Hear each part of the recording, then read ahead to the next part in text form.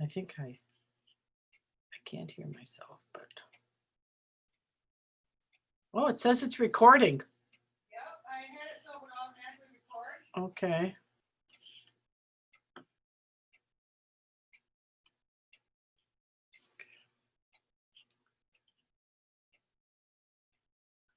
So it'll probably just be a few minutes. So I'll just sit here and look beautiful.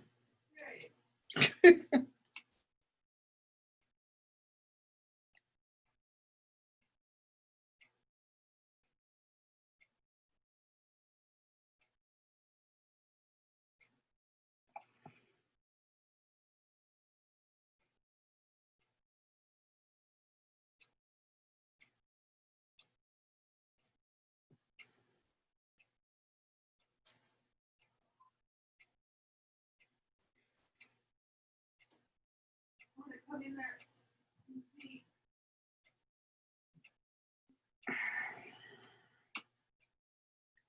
That'd be the best angle to take your photo from.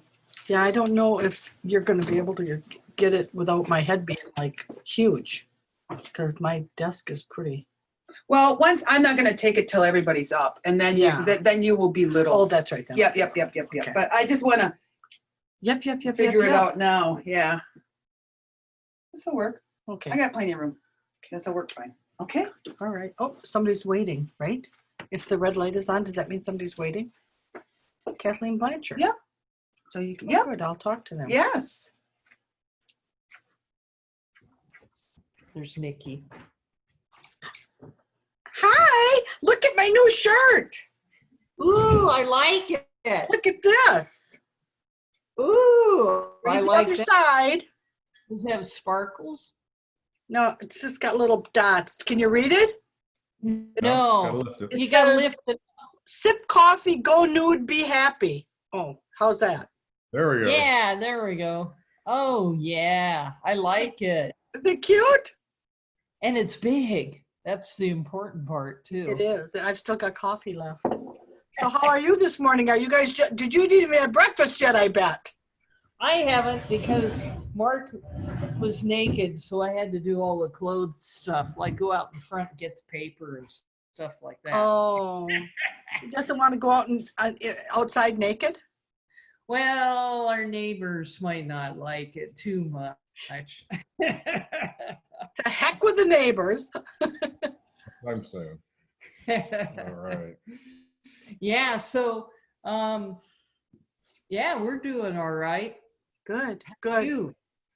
good. We have a nice day today. The sun is shining. So, and we only work till noon, so it'll be great. Good. I think we finished the magazine. Yay! So you got all the pages you needed? Yeah, we ended up, we pulled, so we got plenty of Okay. stuff. Good. Margaret said it's, she thinks it's a friendly issue, like more personal. So it Okay. might be good for this COVID time, right? Yeah. I like the cover that you guys had, that Brady Bunch kind of thing. It looked good. Yeah. You know, Kind of goes along with your vintage TV thing, don't you think? sure. Yeah. No, that's all good. Yeah. So it looks like I had like 30 people say they wanted to be on, so we'll see Okay. how many we actually get, you know.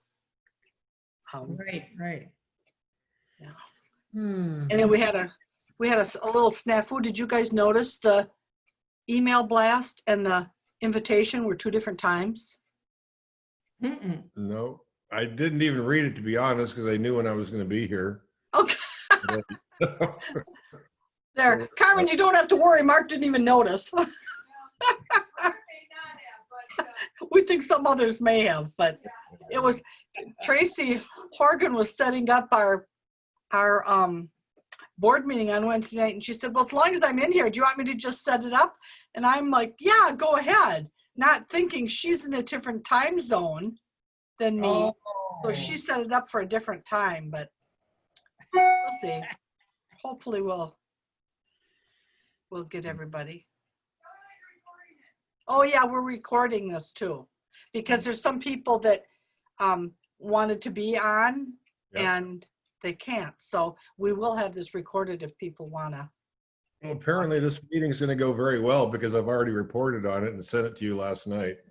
Yeah, exactly. It's going to be very well attended and run very well. So I remember when I was doing those festivals years back, and there would be some kind of Anna report that they would send. And I remember once they not only sent it in early, I actually had the bullet in my hand reporting upon the event that hadn't even happened yet. Okay, well, we know how that works. could you report on the cure for COVID? That would be We'll, fine. we'll see if that works. Yes. That would be nice. Yeah. I don't know what else is new and exciting. Our kayak fell apart, so it's in the shop. It's hard to find a kayak shop these days. The rudder kind of fell off, so I had to have somebody more or less glue it back on. It's a little more complicated than that, but it's beyond my meager skills. Did it fall off while you were kayaking? No, it was like as we were taking it off the car, getting it ready to put in the water, I gave it a quick look and realized this is not a good thing to use. So we just So you didn't go kayaking? not that day, no. So we just took it straight to a place, I don't know, a day or two later. Anyway, we're kayakless at this point. Oh, it doesn't really matter because the weather's all cold and cloudy and rainy anyway. We seem to have this one drippy part of the entire country where everybody else is in a heat wave. We're sitting here in the 60s with clouds and drip. I don't know. I don't know what the temperature is here today. It's colder than it has been, but it was 73, so not bad, sunshiny. So we have a bunch more people, so we'll have to wait a bit before we start. Good morning, Joe and John. There's somebody here too. Good morning. Good morning. There's other people here too? I can't see. There's somebody, oh, he's just on audio. His name is Sam. He's just on audio. Ah, Although there's a video up there of his ceiling fan, so I don't know. We should have some more. I just had a young woman from Florida that I met at Sunsport that asked this morning if she could get on, so I sent it to her real quick. So she should be coming too, although she has a little boy and she might have to be doing something with him. Actually, I had quite a few people were interested, so we'll see how many actually get up and get on. Well, I think we'll wait a few more minutes because it's not 10 o'clock quite yet. 4 minutes. So what are you guys going to do for the rest of the day? Are you going house hunting again? probably not today. Because where we're going is out where the kayak's being fixed, so. You'll have to, when I think Tracy Horgan's going to get on, notice her husband cut her hair. Oh. Well, Oh, She cut Mike's hair and then she said, I can't go to get my hair cut. You have to cut my hair. And I was like, how did you trust him? And she said, I didn't watch. And wait till you see it. He feathered it on the sides. I'm like, how did they do that? Yeah. well, Kelly just took dog clippers to me. yeah. It'll grow back. That's what I kept saying. It's all good. It's all good. Yeah, we couldn't get human clippers, so we sent away for dog clippers, and they work just as good. I have clippers, but I've been cutting my son's hair for probably 2 years now. And then my grandson grabbed the clippers the other day and he has glorious, nice curly hair.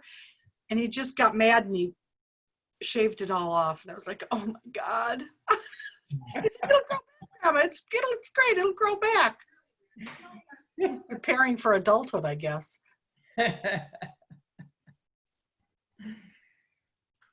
Oh, gosh.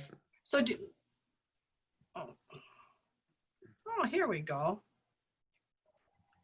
Not more. Look at that face mask. Good morning. I know, isn't that stylish? Yes, it is.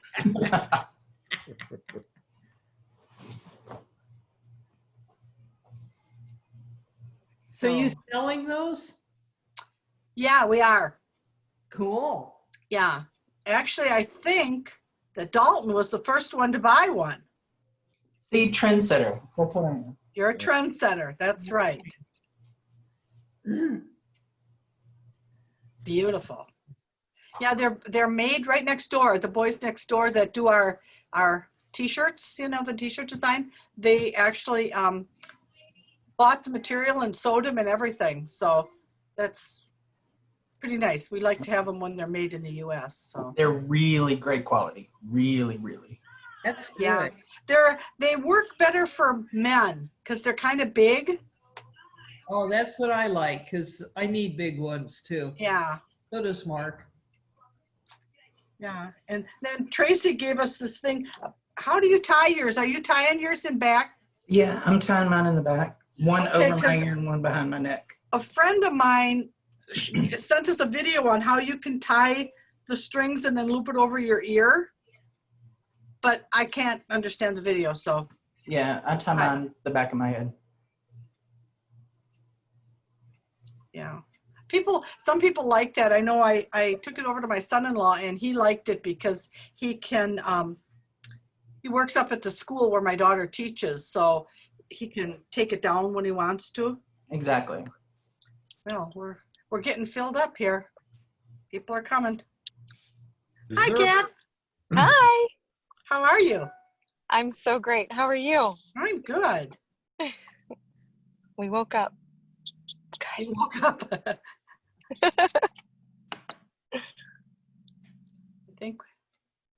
I know we have more coming, so I'll get started in a few minutes, but we'll give them a couple. Good morning. Morning.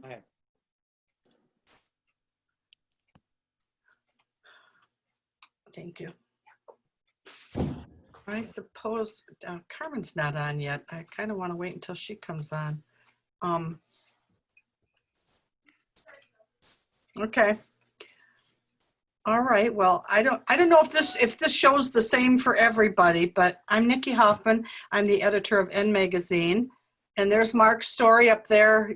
On my screen, he's up in the top left. I don't know where he is for you, but this is my consulting editor. He's my go-to guy, my magician, oh my God, Mark, I gotta have a page of magazine by tomorrow, and it's there. So Mark's the one, when you send articles in, a lot of times, depending on where we are in the process, if we're real close to the magazine, any articles that come in, I send right to Mark, and then Mark will look at them while I'm doing the final touches on an issue. So I think we work very well together. And I don't know now, after the meeting, if you all go up on our website under N Magazine, there's it's a drop-down menu, and when you get to the N Magazine page, you'll scroll down, and there's a submission guidelines.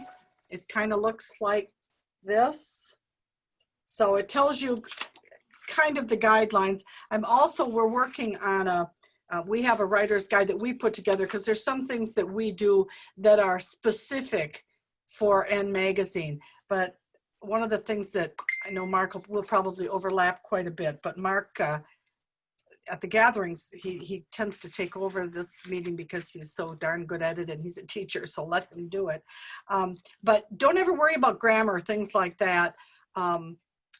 Just give us the story, because we can fix grammar, we can fix anything. We need the facts. Please do your fact checking, and also photos. Make sure you get a photo release, and I believe we have one. I don't know if it's up on our website right now, but I'll make sure that it's up on the website. And you can, any questions that you have, Mark and I both will respond readily to emails. You can always call and ask. Before you start an article, if you have a subject in mind, it might be good to run it by one of us first to see. And if you're a member, you'll know what we have run in the magazine recently, so that we don't run the same story twice or whatever. But we like to have, travel articles are very popular. Profiles are popular. Okay. What else, Mark? Two most of all the surveys we've done over the years, we've done a lot at various gatherings.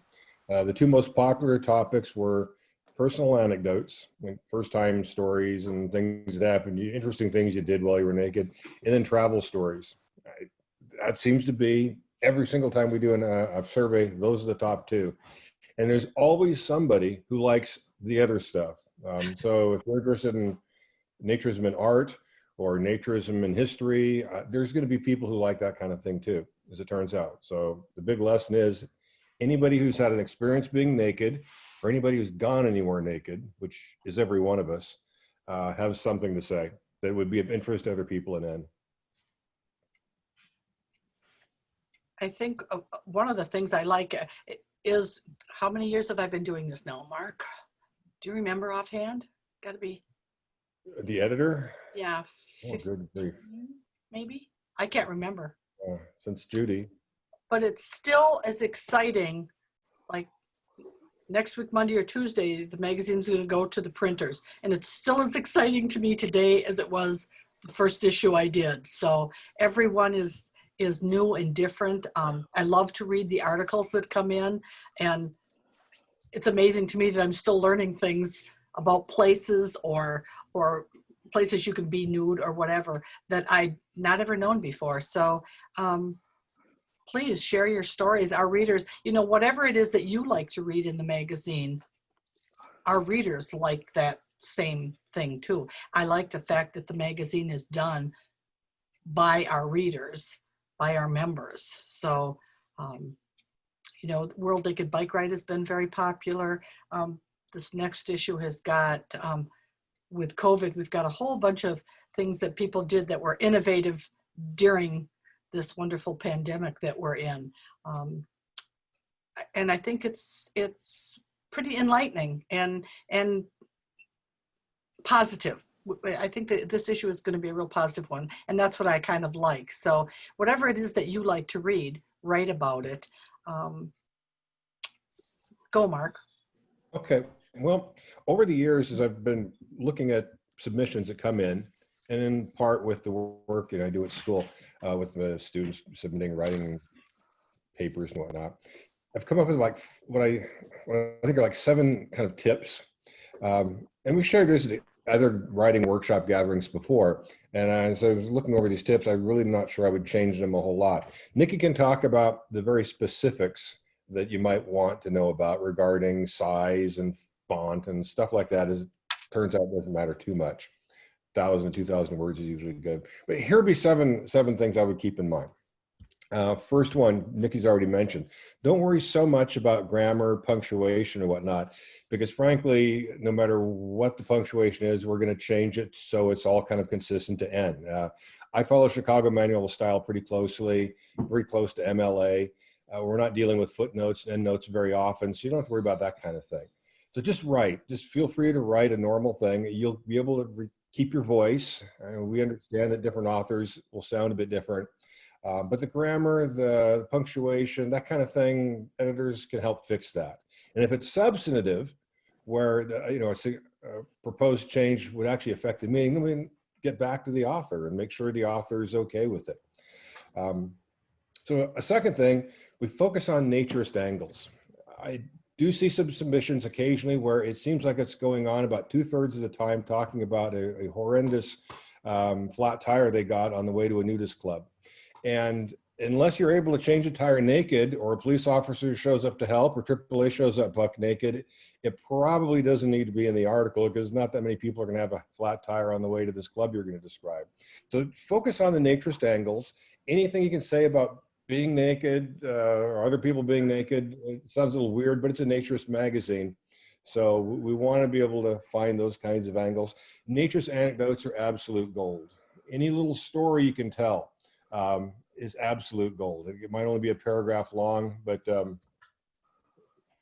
fill your article with that. So focus on nature's angles.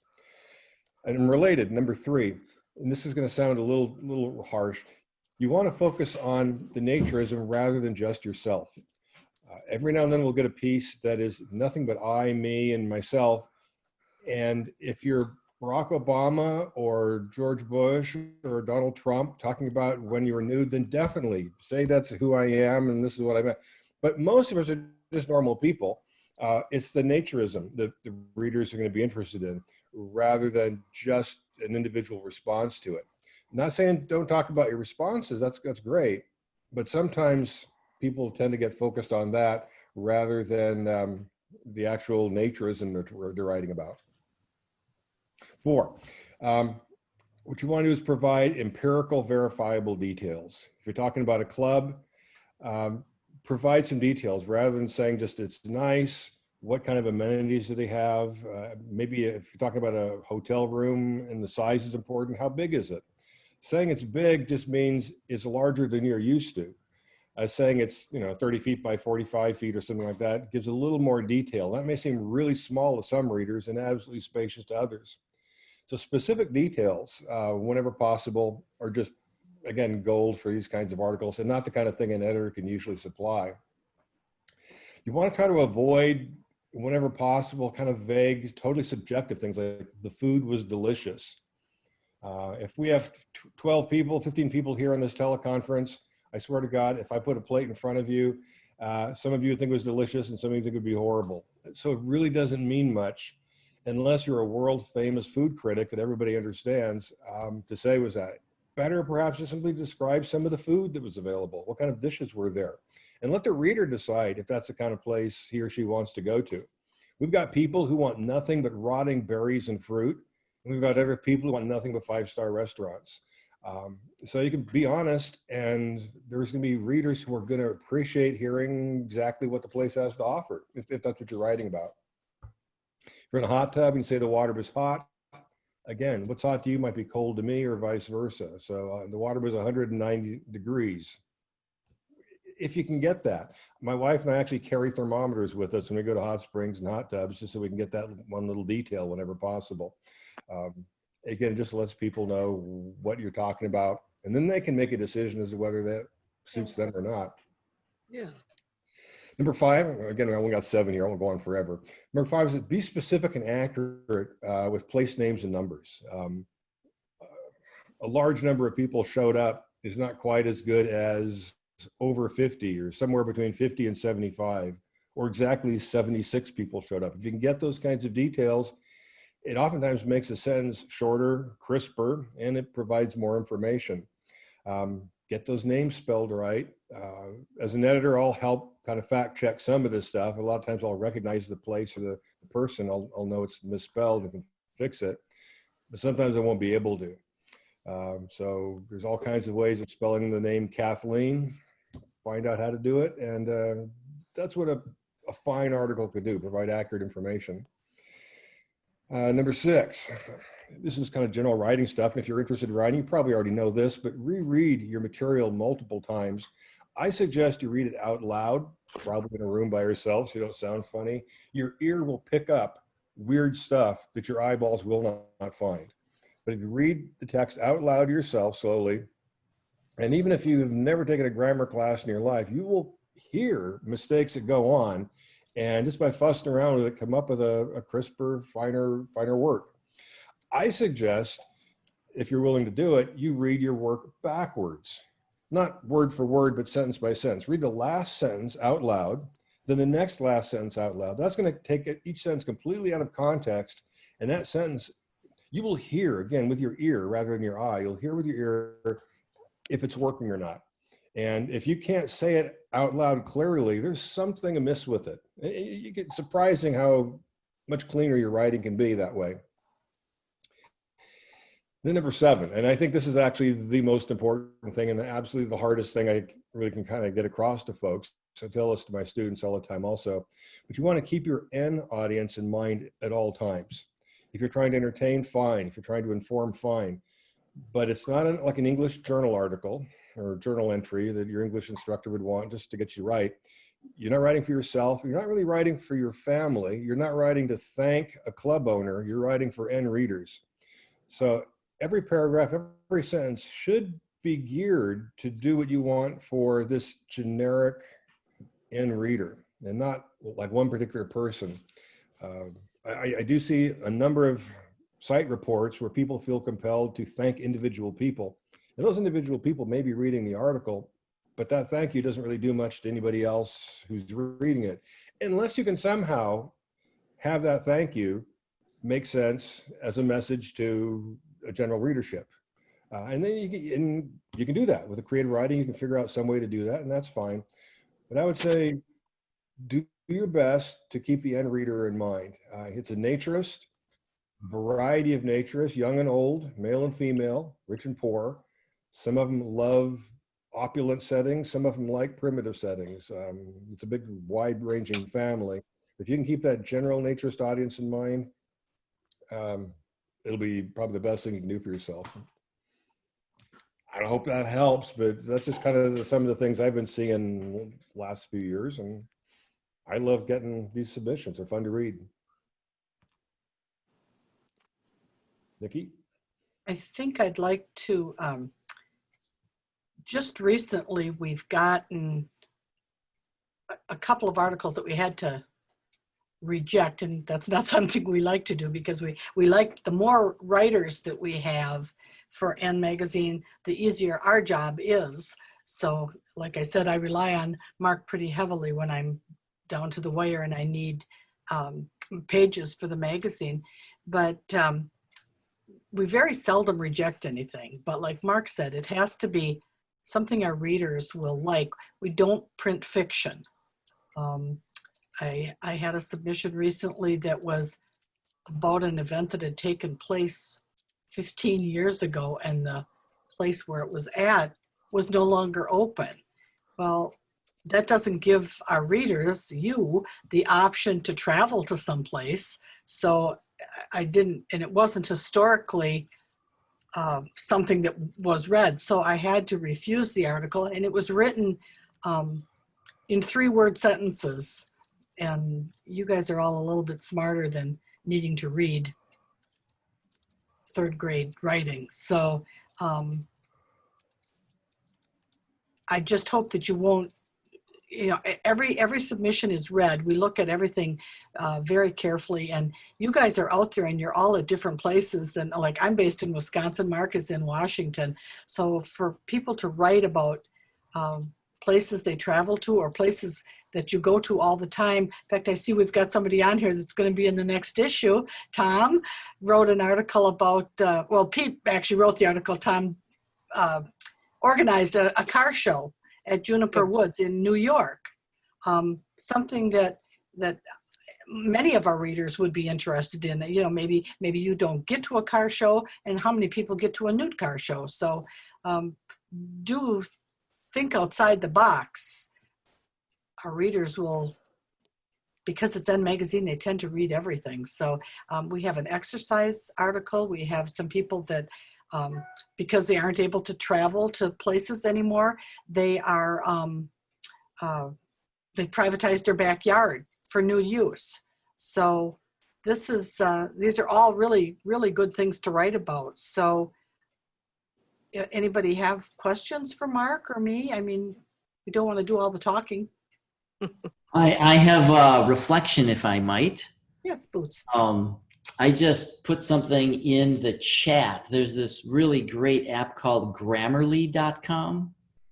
And as I'm typing in my emails or in anything, it shows me words that could be used differently, or if I use effect instead of affect, things like that, it will bring it to my attention.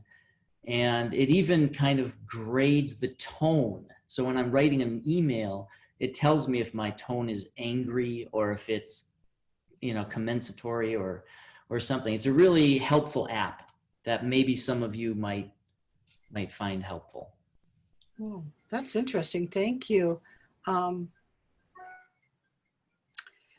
I just had a question from somebody who asked about how you can search the past N magazines. We just posted on the website, and I wish I could look to see where it is. I think it's under resources. It's called Library of Naturism, and all the N magazines are in there. But again, I wouldn't worry about if something has been written about it, because your version may be different than what somebody else wrote. I mean, 5 people can go visit Paradise Lakes in Florida, and we could get 5 different stories because everybody looks differently. You know, Haulover Beach or Blind Creek Beach.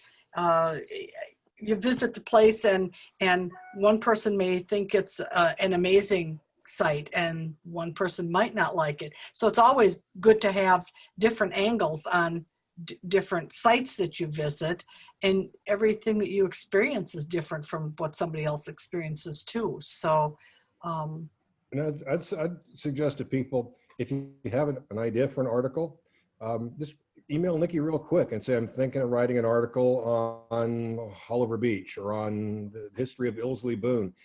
If she already knows a major piece is in the works on that topic, you might not want to do that because somebody's already handling it. If, on the other hand, she knows that a piece is on that topic, but you have a different angle, it might work nice as a pair of articles right next to each other.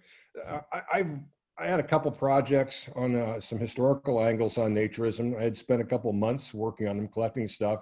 And when I was about ready to start writing, the article came out in another magazine here in the United States. It was totally frustrating.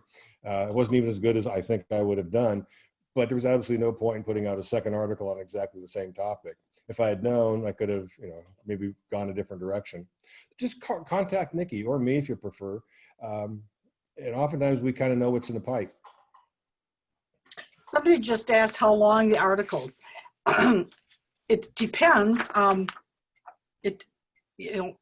Most of our readers tend to like the 2 to 3 page articles. I like them all, so it doesn't make any difference to me. But we do have, you can ask me how long the article would be. I have it written in a book that we give out when we're at a gathering, and it's up to 1,000 words with 1 picture will be a 1-page article. So 1,001 words to 1,500 words will be a 2-page with a couple of pictures. Okay. And then 1,500 to 2,000 words will be a 3-page article, and that would be with 2 to 4 pictures.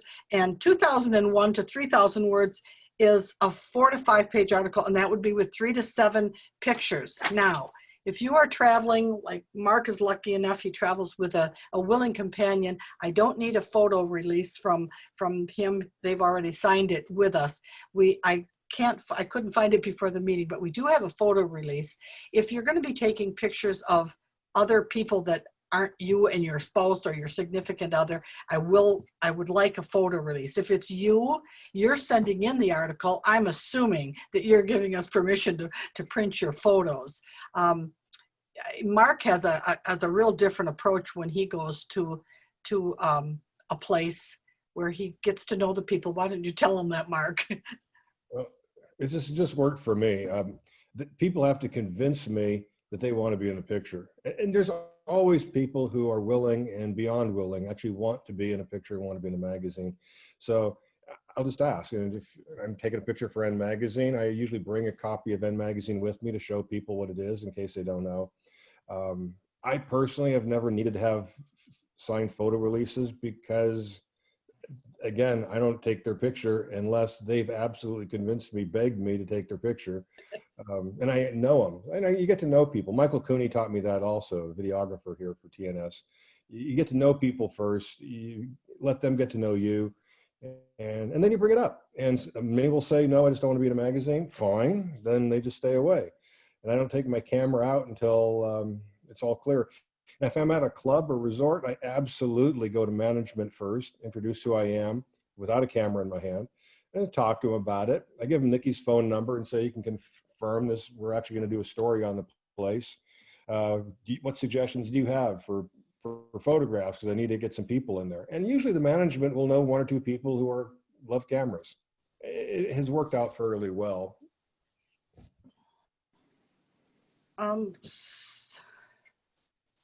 Well, okay, I've had several questions here. No, everybody doesn't have to be naked in the photos. And a lot of times for taking photos too, if you're taking them from the back, doesn't really make any difference. Let's not have too many from the back shots. Exactly, That gets exactly. done really fast. And maybe we and- can avoid footsies. And if we can try to avoid selfies, that's a great thing. But Yeah. sometimes the selfie is all you can get. Yeah, I mean, if you're all readers of N Magazine, so you actually should all know, what we publish and who we have in. We're a little bit more cautious where children's photos are concerned. I don't want full frontal with kids at this point, unless they're from a distance. It's some places in the United States, it's really hard to get the magazine out there, and then the post office can inspect our magazine. So the other thing is the kids can't give us permission. Mom and dad can, but maybe a kid doesn't care right now, and in 10 years they might care. So I'm a little bit more cautious, and it's too bad that we have to be that way, but that's the way it is. Somebody asked if I would publish something that was already appeared in a local newsletter. Okay, we never used to do that, but newsletters, because it doesn't get out as widely. If it's really something really good, yes, we would. However, I just got asked if somebody who actually wrote an article for me, they wanted to pass it along to another group because they wanted to use it in the newsletter. Anything that appears in N Magazine can be used, but you have to ask permission first, and it has to be credited. So if you're going to submit something that has been printed in a club newsletter, whoever is the editor of that newsletter would have to give us permission to reprint it. And you'd probably want to say, I had this published in my group or club newsletter. So, and it would have to depend on the variety of interests too. World Naked Bike Ride, yes, those photos, I print photos of people and don't have permission. That's something that, how do you get permission from everybody? A lot of times I have somebody that's in the World Naked Bike Ride doing photos, so they talk to a core group of people and they get those people in. So it's always on a case-by-case basis, but A couple of things more I could say about that. yeah. Yeah, a lot of times people write something, they get it in a little local club newsletter or whatnot. They're all excited about it. If it is something that would have some interest to other naturists, it's quite possible and might be interested in it. Best thing to do would be talk to Nikki, who's going to talk to me, so you can talk directly to me. What has happened before is I'll work with the author, maybe asking some questions, get some clarification, and we end up actually with a fresh version of that article under the author's name. It just, I'm kind of reading it with an end reader's mindset, and it may be what makes sense for the local news or club newsletter may need to be fleshed out a bit to make it a full-length article. And at that point, it's no longer simply a repeated article. It's a second article on the same topic, but the one in N is better, which makes us happy and makes the end readers happy. So that's just a matter of us bouncing something back and forth a little bit. So contact us about that, and it's possible. N Magazine really is one main North American naturist magazine that comes out regularly right now, as far as I can tell. They might still be doing stuff up in Canada, I hope. We're kind of like the number one de facto, if nothing else.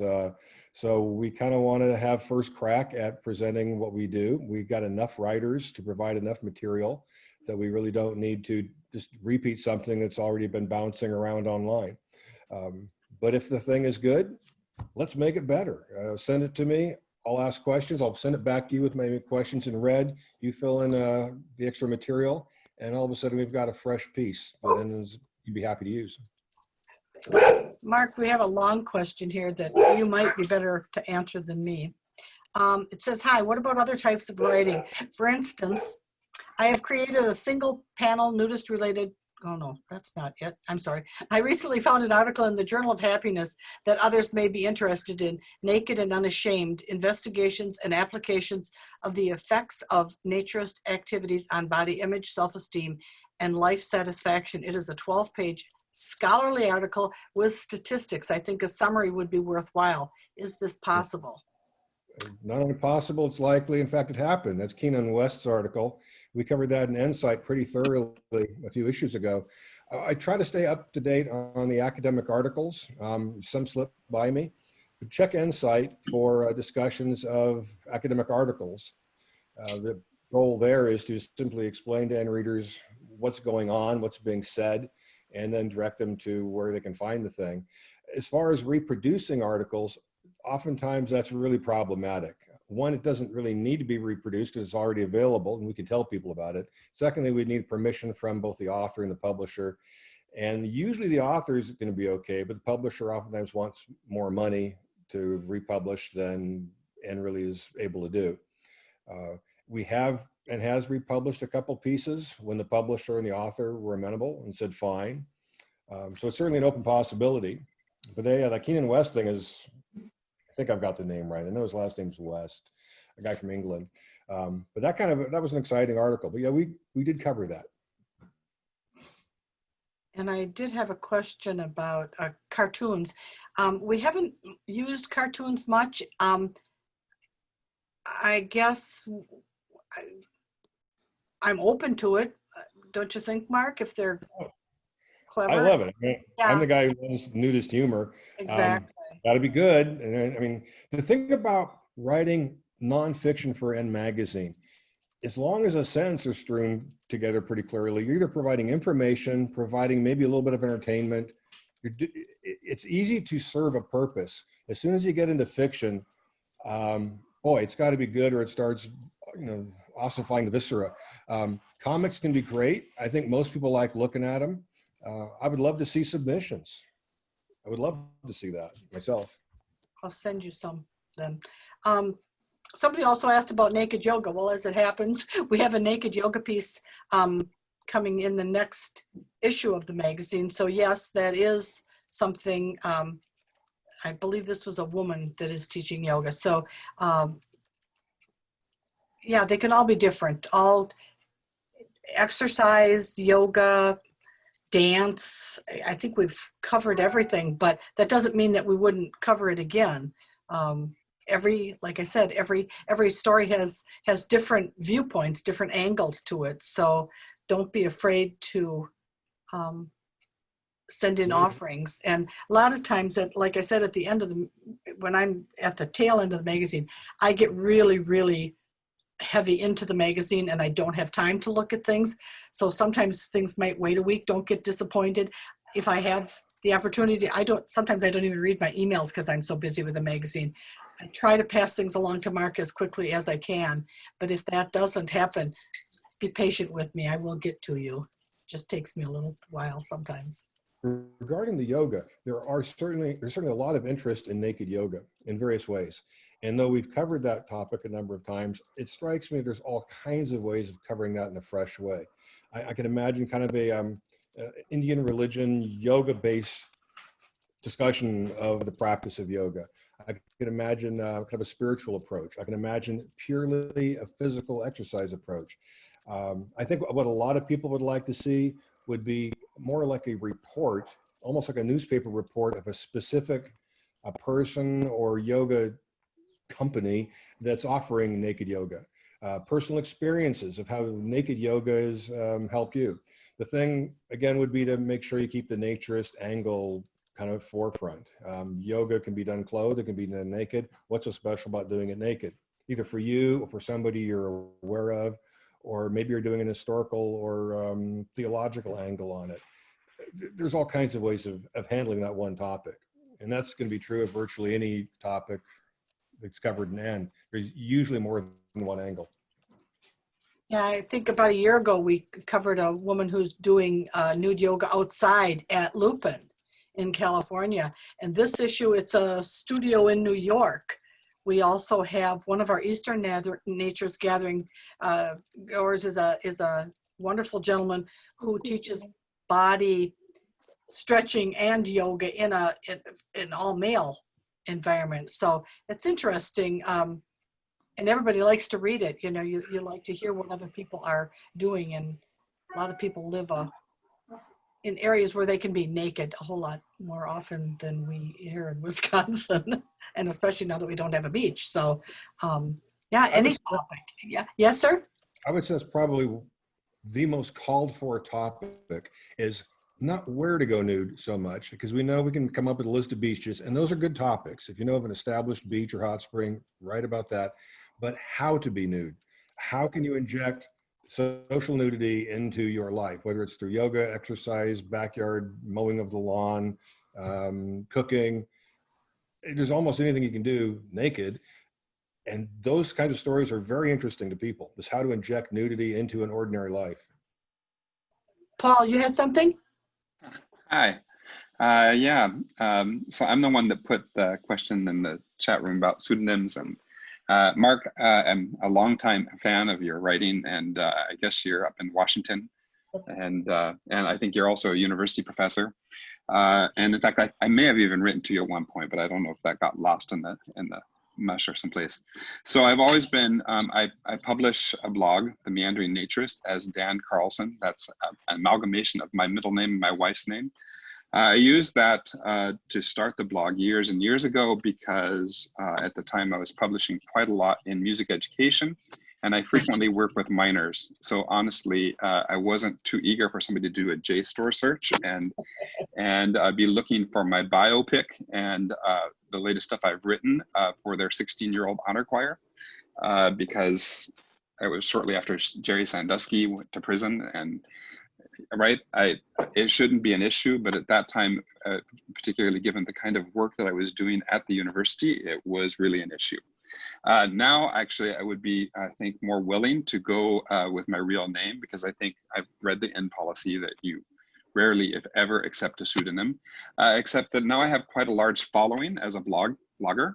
I'm working pretty closely now in a combined project with Nick and Lynn's Naked Wanderings. And so Dan Carlson has actually kind of become this to my followers, at least. So I'm just curious if you can talk a little bit about the pseudonym thing, or how one might link. And now actually I'm about to go on sabbatical. We're just about to drive across the country and visit as many nature's places as we can. So I would love to do some writing, and we've done a lot of traveling, and I've done a lot of blogging. So any thoughts on that and how you've handled that in the past and all?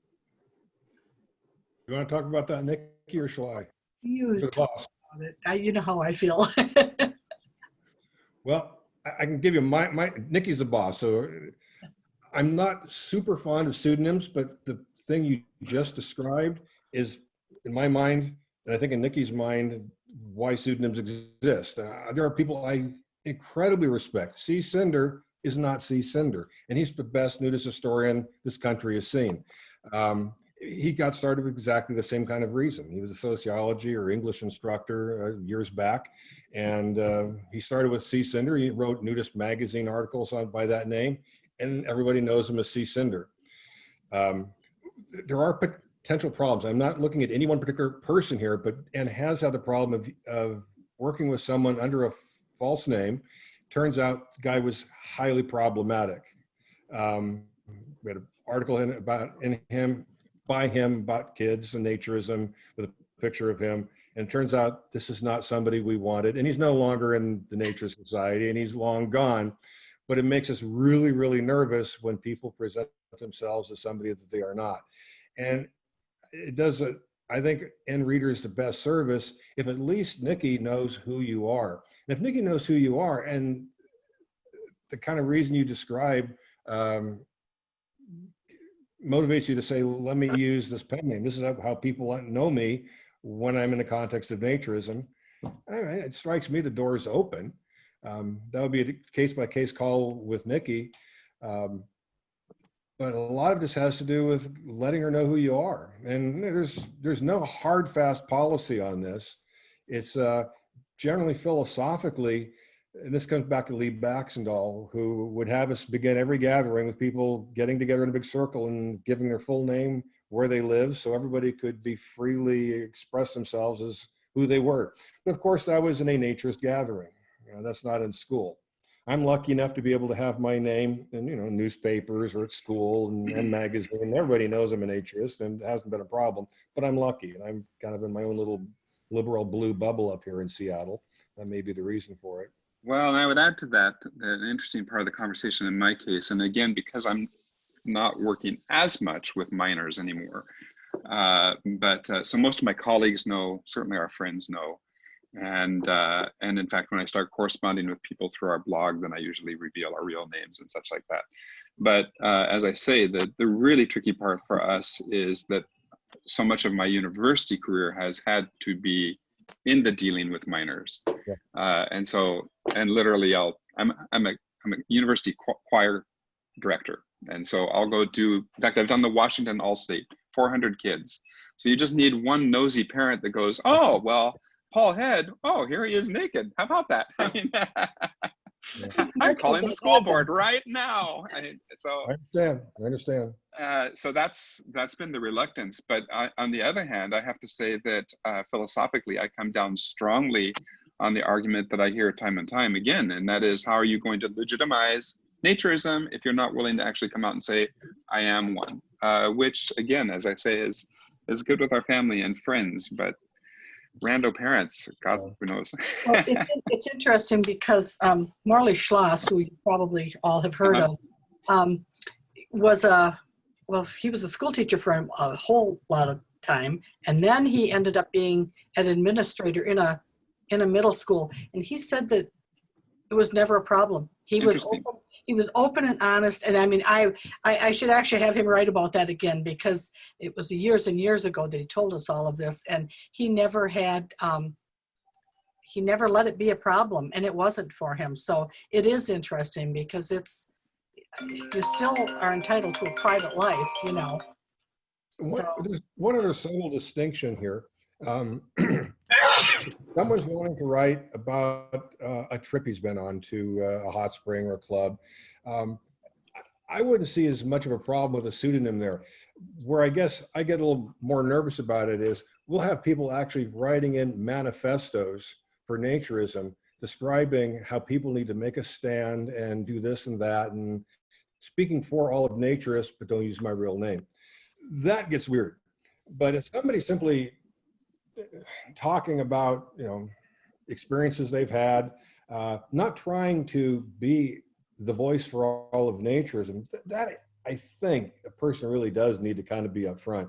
But I can see someone needing a pseudonym or using one, or that simply is what they've been doing in terms of as writers, doing the vast majority of the kind of writing you see in N. So I'll not say anything more, because Nikki, as I say, it's Nikki's call on these kinds of things. But I can see what you're saying. I see what you're saying. In fact, I could even see, I could see at this point, even including my pseudonym, this is Dan Carlson, pseudonym Paul Head, or vice versa. Right. And I think I would even go with that at this point. And again, I would hate to lose, because I've written so much over the years, I would just hate to lose that connection altogether. Because there's a few posts back there that border more on the philosophical, and the kind of stuff that you're talking about, Mark, about how we had to make our home into a naturist-friendly resort because we weren't going to France this summer, and so that's very helpful. I appreciate that. It's an I guess the next step would just be to write up a draft or two and make a pitch and send it your way. Yes. That would be great. And again, after I've been here, this is 35 years for me. So through the years, I just think my name's always been out there. I'm not a school teacher. Of course, I'm lucky I work where I work. But like you said, it's really hard to legitimize things if people are ashamed of what they're doing. Yeah. And I know that that's not the case. I know you're not ashamed, but that's the persona. Then. Yeah, no, I get it. I do. Well, thank you for asking. No, thanks. That's helpful. Excuse me. Hi there, everybody. I didn't mean to interrupt. This is Phoenix. Hi, Nikki and everybody. I have a quick question about clarity and regarding the publication dates. My question is I know I went to the website and I know that it's spring, summer, and fall, but I'm taking a lot of graduate classes, so I'm pretty busy, and I don't want to take the time to try to do an article, which is surely to be seasonal, and realize that I missed the mark. So I don't mean to be too picky, but I'm guessing the spring publishes in March, summer, June, fall, September, winter, December. But is it the beginning of the month or the end of the month? Oh, it's all over the place. In fact, like I said, we're just sending, actually what we're doing is this next issue is a combined issue because we were off work for 6 weeks like everybody else. So we hastily put together the 39.3, and this next issue is going to be our, Carmen, where are you?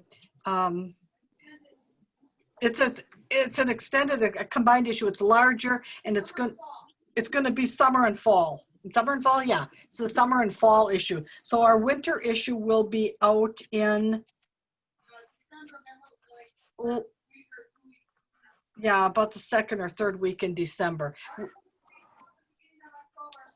Yeah, but articles for that one, because we have a lead time on that, articles will be due in October, although if you contact me and I know that about how long it is, I will save the space, but then you're kind of on the hook. Otherwise, Mark's on the hook.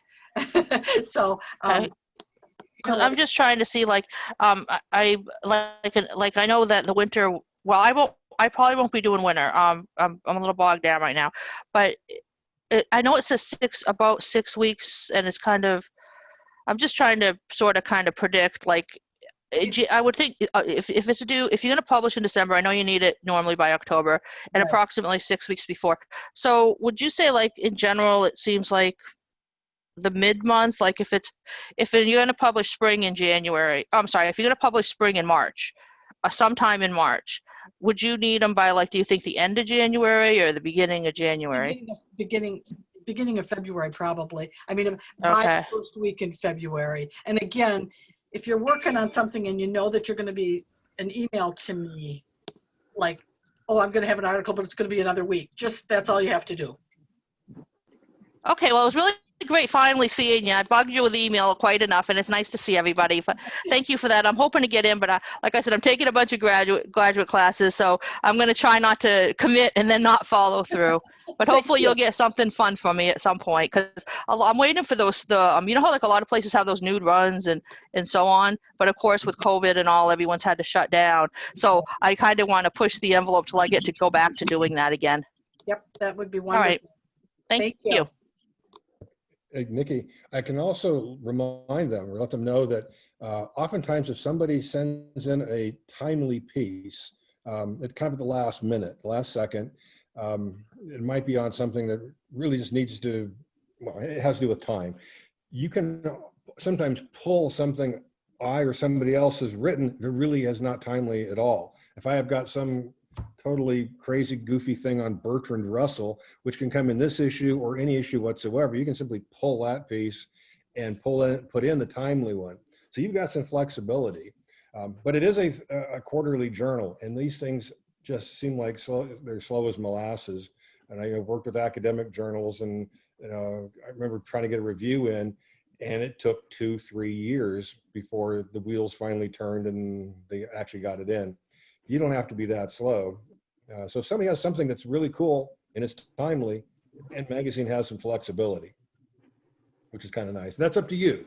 And Nothing very often too, something will come in and it will complement another article that I have. So I do as Mark said, and in fact, I did it this issue. I called Mark and I'm like, okay, I need to pull 5 pages. And we worked out, I pulled one of Mark's pieces. He's probably the most flexible person I have. But a lot of times, I'll hold an article on purpose for a next issue because I know that there's going to be something that will go along with it. So don't ever send it in no matter what. And it'll either fit in the issue or it'll fit in the next one. I've sometimes held pieces for 4 or 5 months because I knew that something else was coming. So I do appreciate everybody that writes and submits articles. I think the more well-rounded the issue, the better.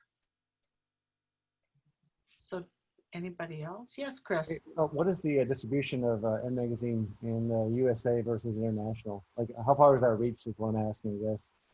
We have international membership. It's not as big as it used to be because it's very expensive to mail out. I would say maybe 2% of our membership goes to Europe, although we have a very long shelf life. You know, we just had somebody join and they've bought every back issue that we had available over this past year. And that's kind of refreshing to see somebody that wants to do that. And USA distribution of N Magazine? You want to know how many? Well, a rough guess. Is it going out to 1,000 or 10,000 or 100,000? About 12,000. All right. That's all I know. Yeah. So, anybody else have questions? Have you ever considered doing a electronic version that's like a membership, annual membership? Yeah. Market. Yes, we're thinking about it, but it's not like we can't do one or the other, because if we stop doing, if we say we only print like 3,000 magazines and all the rest are electronic, the cost for the magazine is going to go up exponentially because we get a discount the more we print. So we are looking at doing it. On the other hand, and I know, did Kath leave us, Kathleen? No, I'm here. I'm here.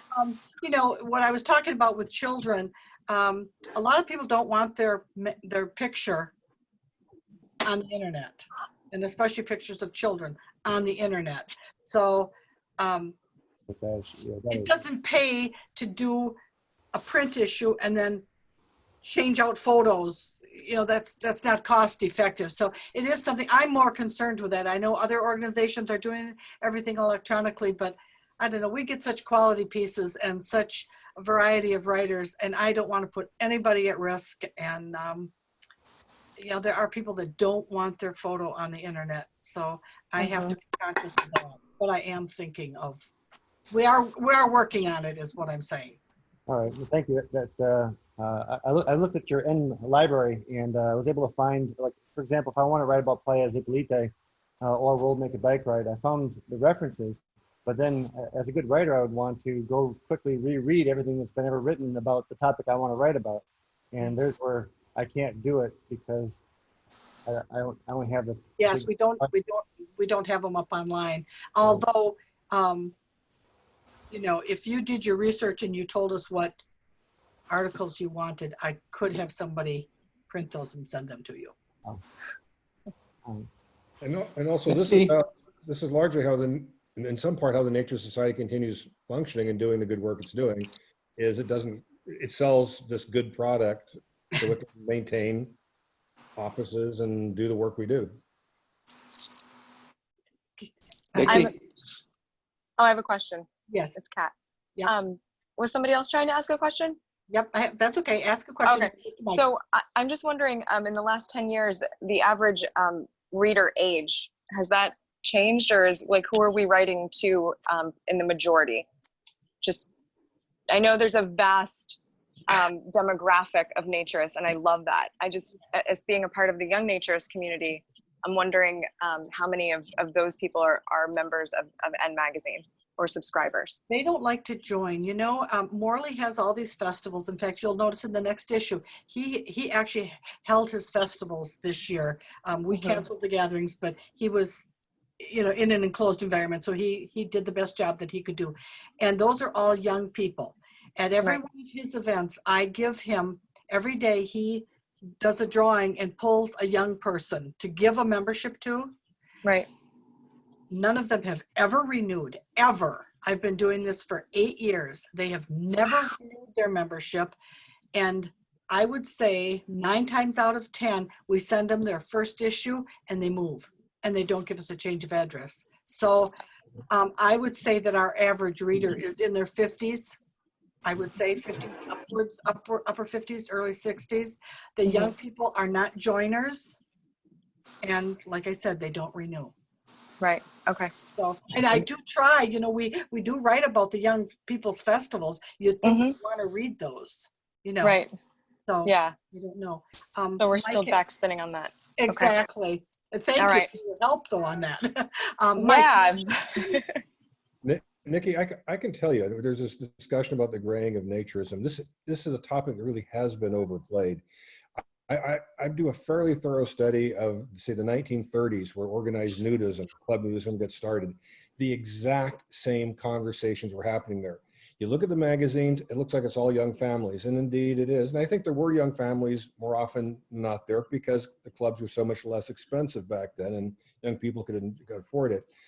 But the discussions amongst the editors, the discussion with the letters, they're all saying the same thing. They're seeing middle-aged people, and where's all the young people, and where's all the women? Nothing has changed whatsoever, as near as I can figure, in American nudist history. I think we're more aware of it now. But I would say, if we're going to write, just write for naturists. Young people, old people can enjoy being on a boat out on the water naked. They can enjoy the sand. If you got a slant for young people, write for young people. If you got a slant for older people, write for older people. At this point, I probably write for people my age, and that works. I want to say, as a young person who joined naturism in my 20s, before I met Mark, I didn't actually join anything and wouldn't have. I couldn't afford it. I moved too much.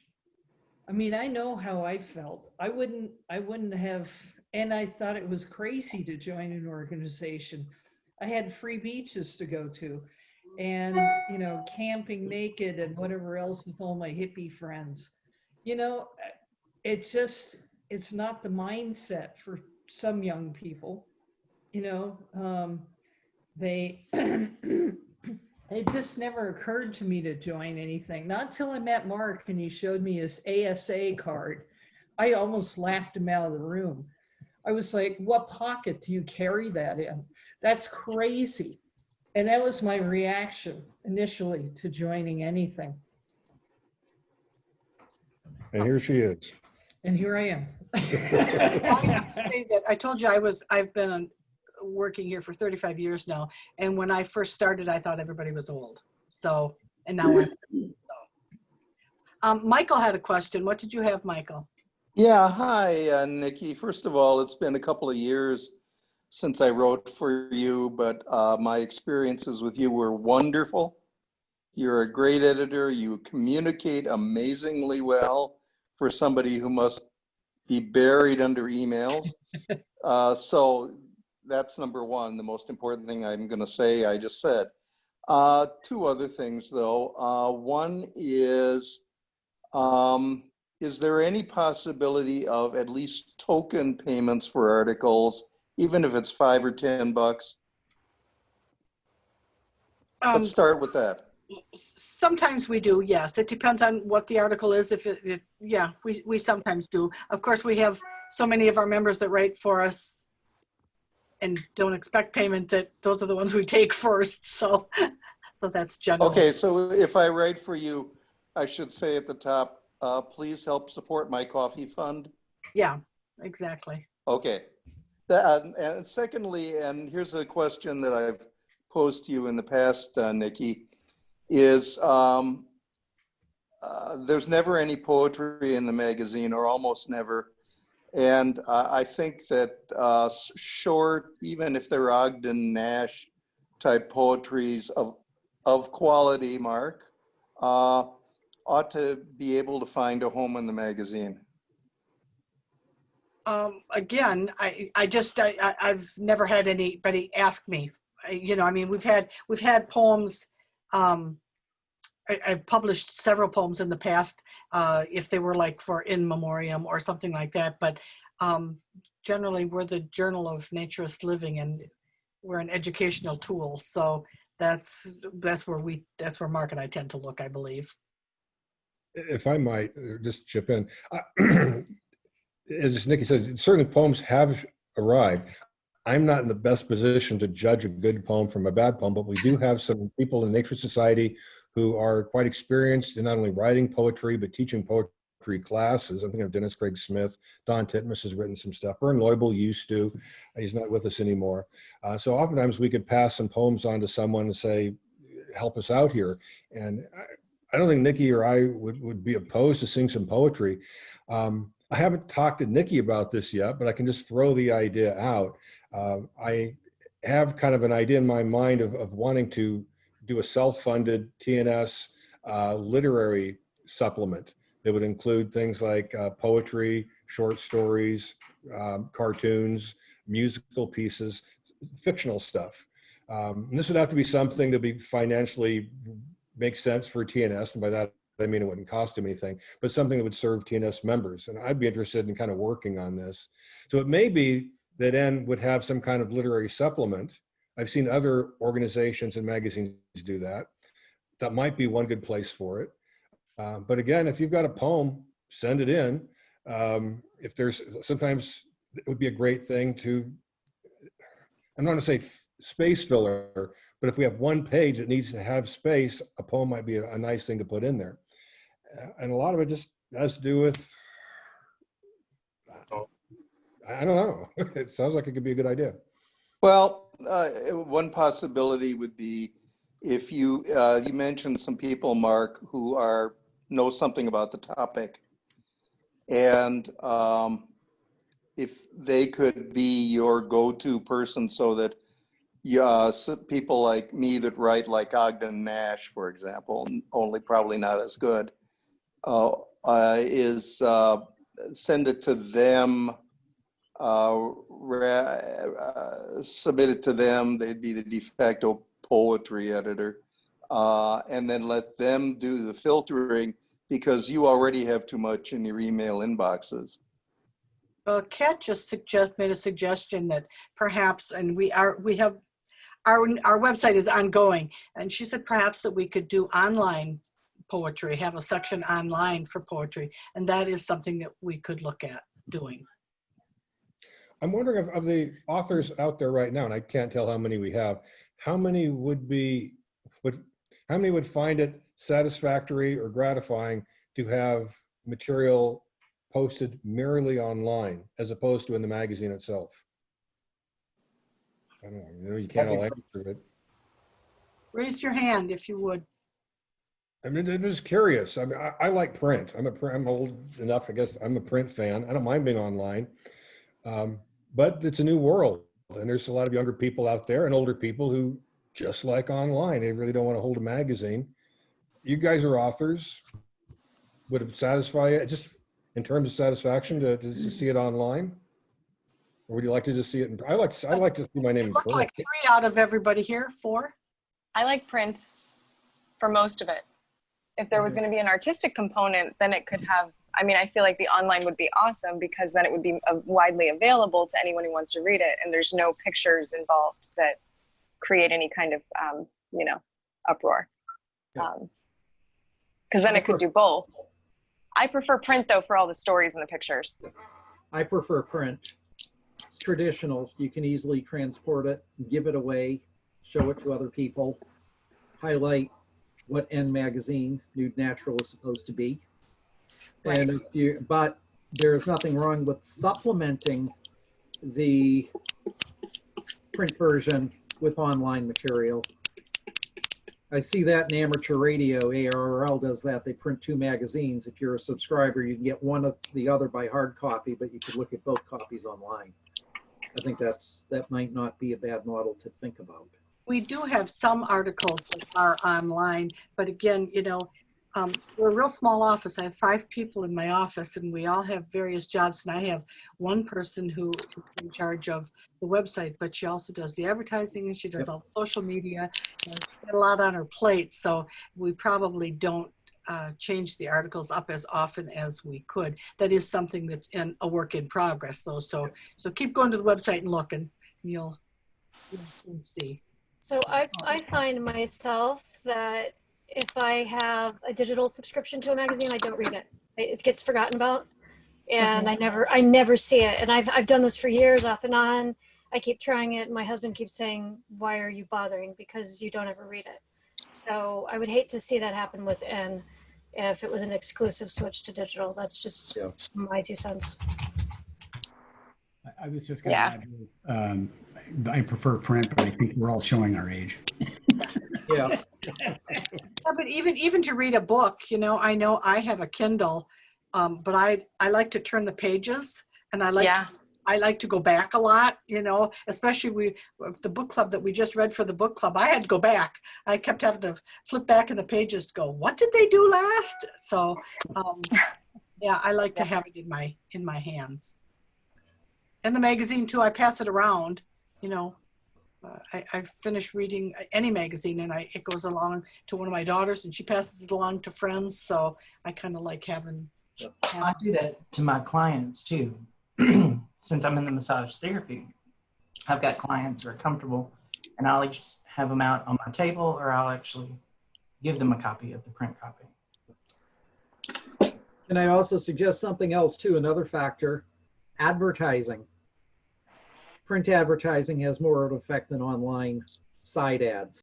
I call it side trash.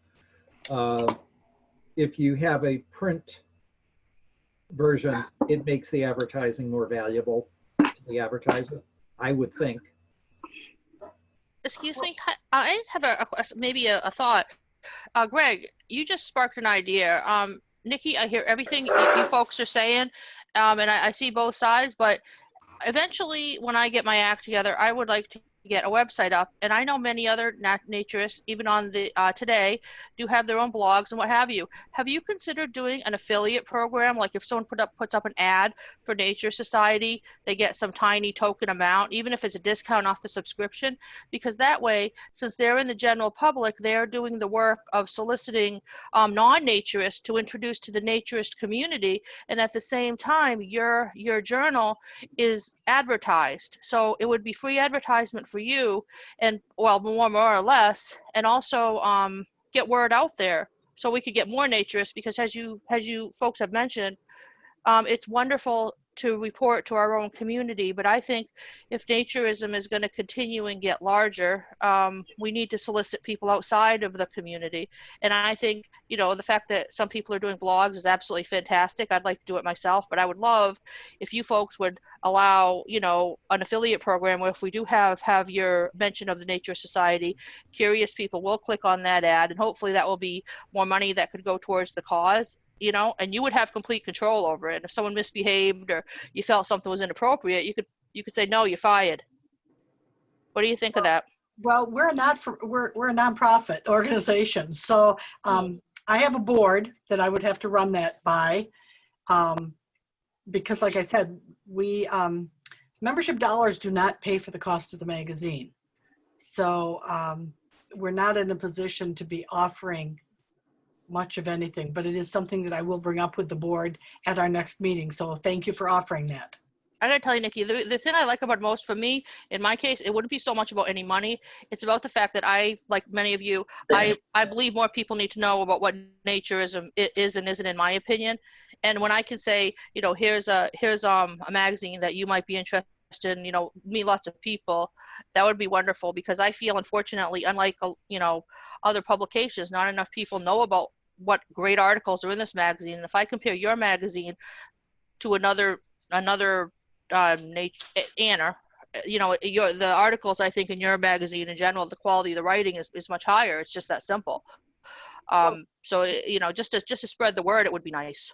We do, you can ask Dalton up there. He, when he had an open house for his massage business, we sent him some sample copies of the magazine with brochures and such that he handed out. And we do that for clubs around the country as well.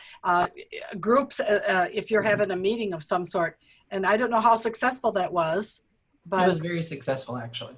there you go. So, and even if the people don't join the Nature Society, we did 25 or 30 people that were introduced to our magazine and to our organization. So that's very helpful. We do that quite a bit. We do that on beaches.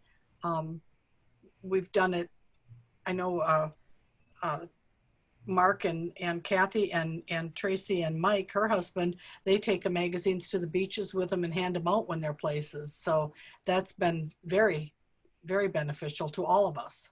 Right, and Nikki will also send you membership brochures. And I thought this meeting started, my husband's cleaning the table that the camera's on, that's why it's wiggling. Maybe he'll stop doing that now.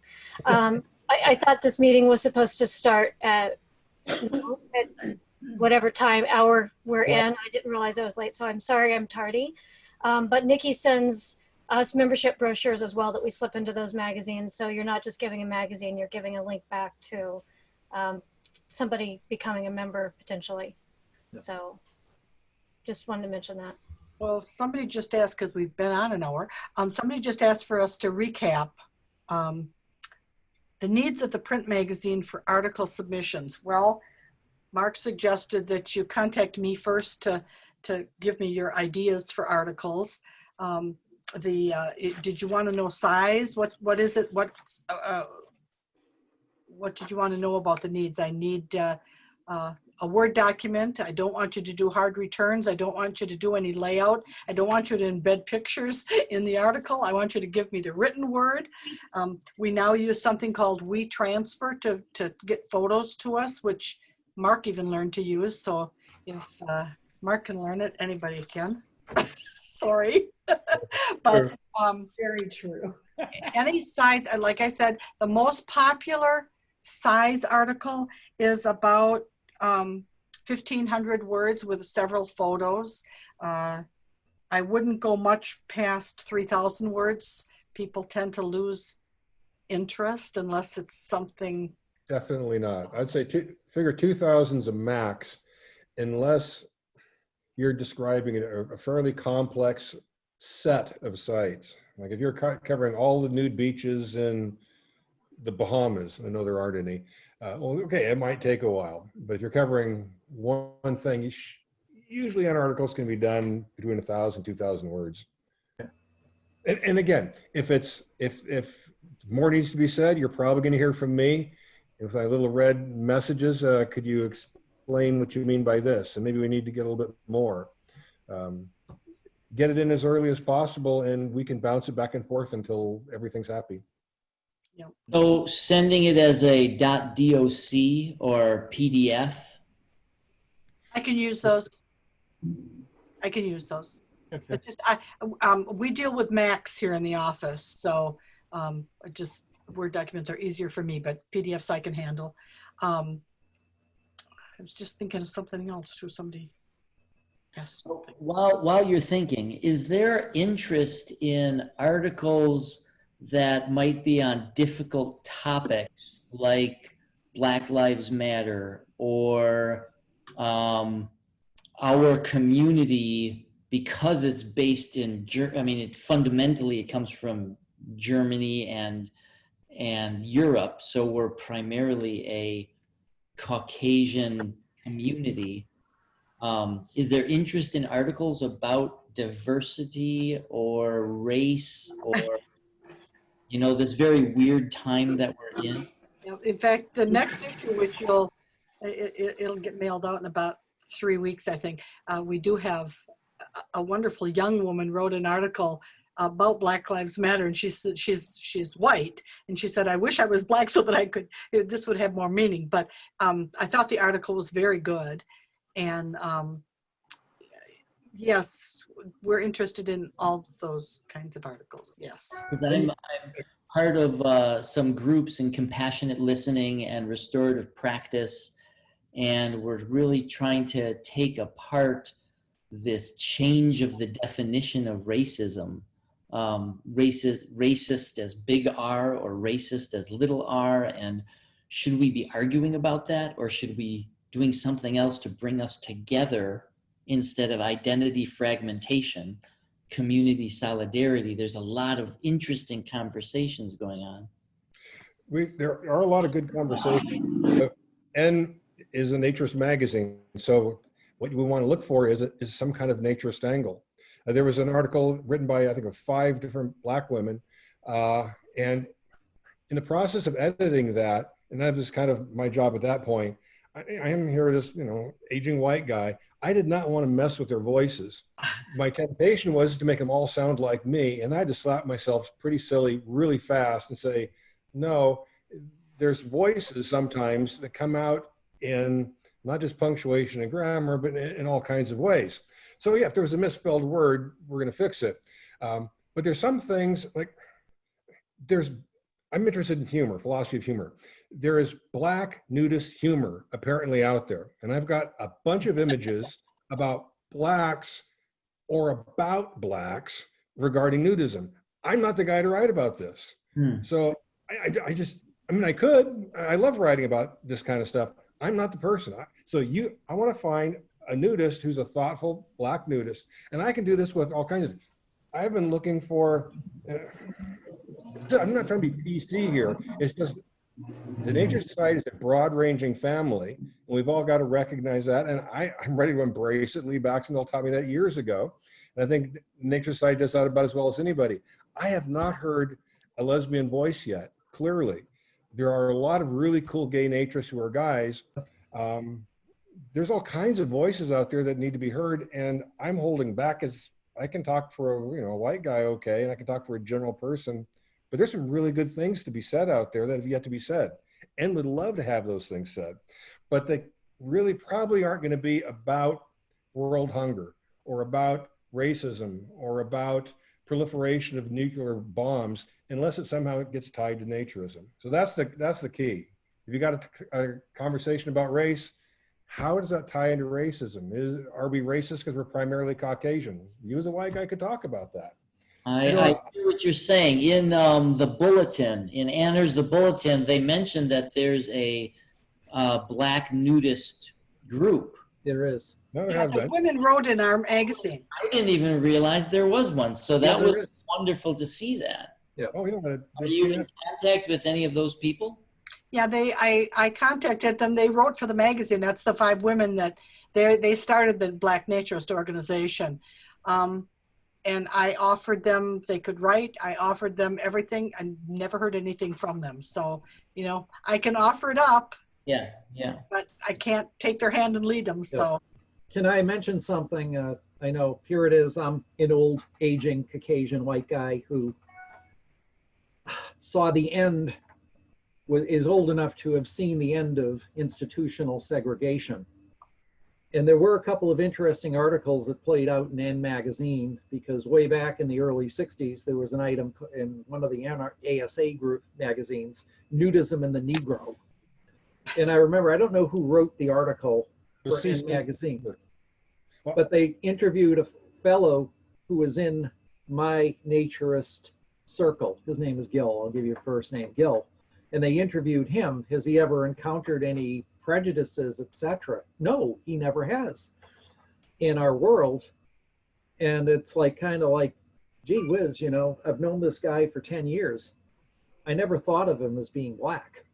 How we've become desensitized to that. But in online discussions, it's also been known in the last few years that, okay, they are underrepresented. Well, we never had to have an affirmative action program like a government employer. I mean, we never did that.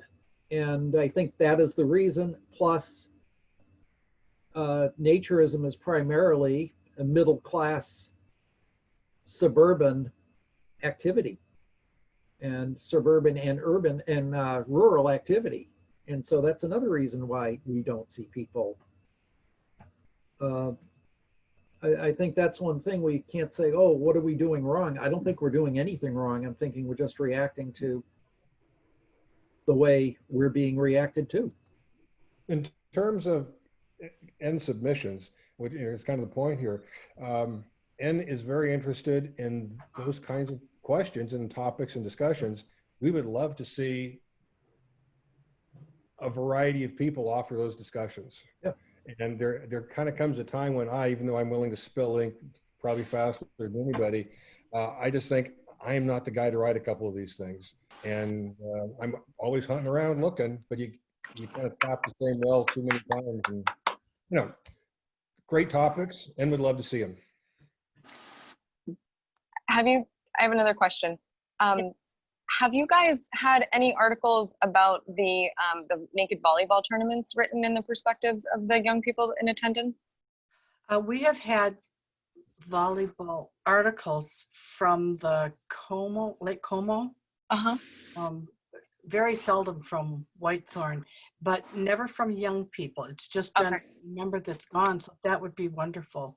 Okay, awesome, because I have like 5 or 10 years of experiences that I'm going to be starting to write about. So that's yay. Okay. Oh, that would be great. And that involves a lot of diversity. There's so much cultural diversity in the young natures that play volleyball. It's like an incredible world to share. So that's great. Great. Wonderful. Wonderful. Anna's always been better at volleyball than TNS. That was my disappointment when I jumped ship years ago. The volleyball ability just tanked as soon as I hit TNS. Maybe I shouldn't say that, but it's true. all these years, and I remember early gatherings on the East Coast gatherings, and we had 2 lesbian couples ever. There used to be groups of gay guys that came, and then GNI formed, and they decided to go off on their own, so they don't very often come. But I think, number one, lesbians don't want to be with all of us. They don't want to be with a mixed crowd. They don't want naked men looking at them. They don't want naked men talking to them. And so they're off in their own little world. I do think we still have quite a nice gay contingent that comes to the Eastern gathering, and I can't speak to the Western. I don't know as we have a whole lot of gay guys that come to the Western gathering. Do you think, Mark? Yeah, I mean, not all gay guys walk around saying I'm a gay guy, but exactly. There's men that come. There's plenty of. There are. Maybe I get approached more than you about this. I don't know. Oh yeah. But, there's some cool guys there that are gay. They just, not make a big thing of it. And there are. I mean, here in the West Side, the West Coast, Northwest, I know there's quite a few gay women naturists. They're just not submitting articles to N. Right. They're there. They're part of our family. They're part of the community. I just would like to see more of them write. And I'm not going to push it. I've approached a couple of them over at Willamettans. I know they're there, and they just, they got other things they're doing, and that's fine. But I just want authors to know, in response to one fellow's question, yes, those kinds of stories certainly are of interest to Then Magazine. It's just sometimes I'm thinking I'm not the person to write it. You might not be the person to write it. We can't write everything. And sometimes it needs to kind of come from one's personal experience and one's own voice, rather than me trying to give voice to somebody else. It's interesting too, because we have a wonderful fellow that comes to the Eastern gathering, and he's a black fellow, and I've asked him to write, but I love him to death. He's a very flamboyant guy, and that's how he writes. So his writing it's real hard to make it be readable for everybody. He did do a piece for this next issue. So, I like to get more articles. I like to get more diverse articles. So looks like there was a lot of interest in this workshop. So I'm expecting a flurry of submissions in the next few weeks. I should be able to fill up the next issue real quickly, right? Look at everybody smiling. I love it. That would be instead of the snow that we have here. Yeah, exactly. I think I know the individual you're speaking of, and he is a great guy. Yes. That's one thing. I think I mentioned earlier, I hope we can get to it before we break, advertising, if there's anything we can do to help. Just talking about naturism, I'm wondering if there's an interest to maybe have a monthly Zoom workshop or conversation or a certain topic or question, and then we can go into breakout rooms and then come back. I don't know how you do that, but sure. I know how to do that, and I'd be willing to volunteer if there's a committee that would be interested in doing that. We could even, we could do it in a restorative practice, community building type of presentation. And maybe through that openness on Zoom monthly, people could become a little bit more interested in the magazine. Now that, I know that's not necessarily we're talking about authorship or writing articles, but just interest in becoming a member. No, oh, where did I go? Where did I go? We started doing the Zoom things because we weren't going to have any meeting this summer. And I think that the Zoom meetings have been far more popular than we had even anticipated. So we started out with an East Coast workshop. We did all the people that had been pre-registered for the East Coast gathering. And then we did that for the West. And then I combined everybody. We just had a book club meeting. We're going to have another book club meeting. We're going to do, Mark is going to do some monthly Zoom meetings about interesting books that we'll be doing that once a month from September through June. And I'm interested in, is that right, Mark? Nudist history, yeah. Nudist history books. Yeah.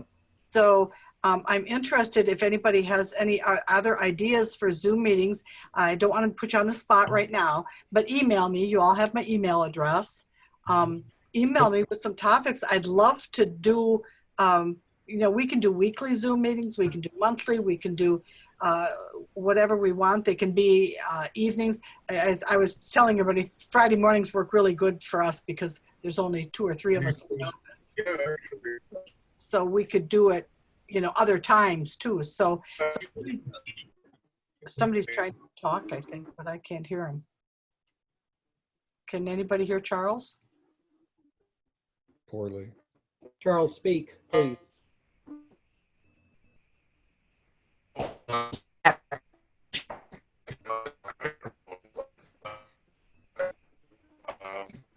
No, Charles, your audio. Thank you for letting me into the meeting. Okay, I'm having connection problems. I'll try again later. Thank Okay. you. I have one suggestion for Boots. You're talking about Black Lives Matter and concerns about race and whatnot. One other option that would fit quite nicely with for TNS membership would be the development of a special interest group on that kind of thing. Now, you're going to then get people who's interested, have similar interests, will get in contact with you. You can handle a special interest group any way you want. And in the process of your discussions, articles can come out of that. I mean, articles on special interest groups are definitely grist for N Magazine. And that would be one way of approaching a conversation, is develop groups who want to have that kind of conversation. Just an idea. I appreciate that. Yeah. I suggested, I was in an online forum and I suggested, about everybody's lamenting, there's no younger people in naturism. I go to a nudist park and it's all old geezers like me. I said, okay, well, first of all, thank God when I was 25, I didn't harbor the same feelings toward my elders, that I didn't have an aversion to the older people who were around me. But the second thing was, I said, go out. And I said, you want a young person's, again, it's like Black Lives Matter, a young person's an under 35 SIG within the Nature Society. I don't see what, join TNSF and give Nikki a call. And they'd probably entertain it. And I don't see, these are things like you said, a minority SIG. I don't know if that would be I don't know if people would be hostile to that because, we're supposed to have progressed beyond that. But well, there have been SIGs.